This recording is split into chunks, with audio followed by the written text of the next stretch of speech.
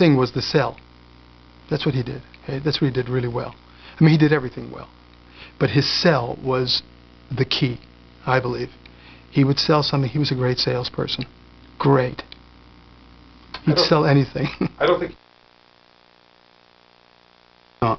I was approached by my agent at William Morris for the Time Tunnel. They told me about the series and that Irwin Allen wanted me to be part of that show.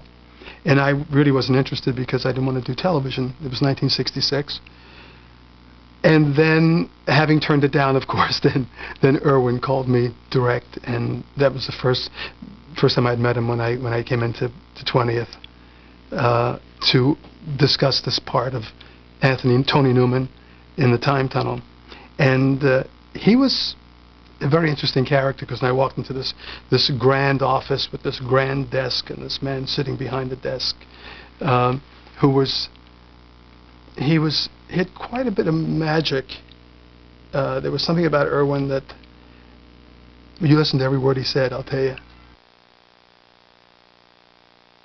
He had quite a bit of magic. When he spoke, you listened to every word. You know, he was intriguing. He knew so much about everything that it was hard when I talked to him about not wanting to do it because of television.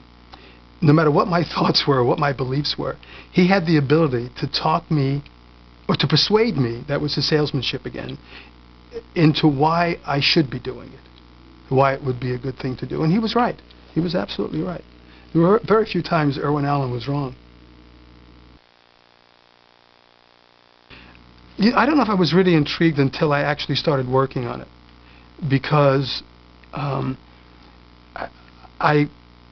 once I committed to doing it, I of course wanted to do it, and it was something that was an interesting project. It wasn't something that really intrigued me.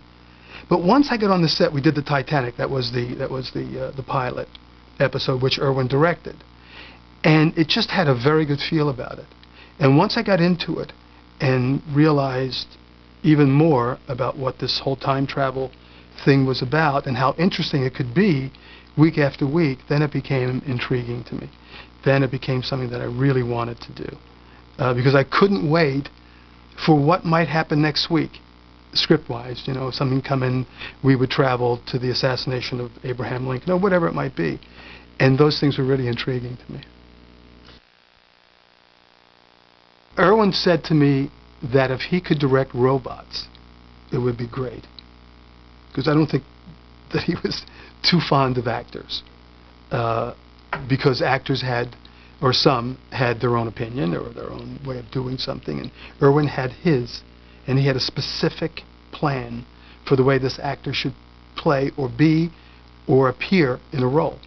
With me, when I played a scientist, when I played Tony Newman, I mean, to Irwin, scientists did not laugh. Scientists had very short sideburns. Scientists combed their hair very neatly back. So when I would let my sideburns grow down a little bit, which I liked better than I did short sideburns, Irwin would get very upset. And he'd call me on the set. He'd call me on the stage, and he'd say, "Jimmy, have you let your sideburns grow?" And I'd say, "No." "Now, don't lie to me." I said, "I'm not lying to you. I don't believe I have." Of course, I was lying to him. So he'd say, "I'm coming right down." And I'd say, "Oh, okay." Now I'd go to the makeup department, and I'd say, "Irwin's coming in to check me over." Jesus, what the hell am I going to do? And he said, "Well, I'll tell you, if we put a white line under your sideburn, it'll look like you cut them. So let's do that." So the makeup department would put like a little white line right under my sideburn. And everyone would come down, and he'd look at me, he'd really examine me. It was like, like under a microscope. He'd look at my sideburn. Well, I guess you're right. I guess they are cut. Yeah, they are short. And they weren't, though, of course, you know. So there were ways to deceive him. There were ways to trick Irwin, even though he knew everything. There were little ways to get around him, you know. I remember on the pilot of the Time Tunnel, we were way over. We shot some 16, 17-hour days, you know. But then again, it was the pilot, and you know, you try everything you can to make this as great as possible, as perfect as possible. So But I don't remember him ever really coming down on directors.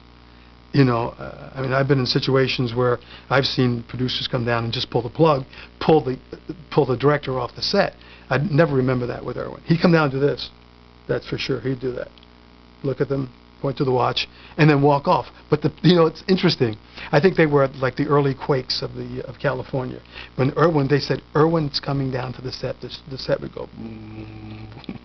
Everybody would be trembling because they knew that he had the power and he would use it.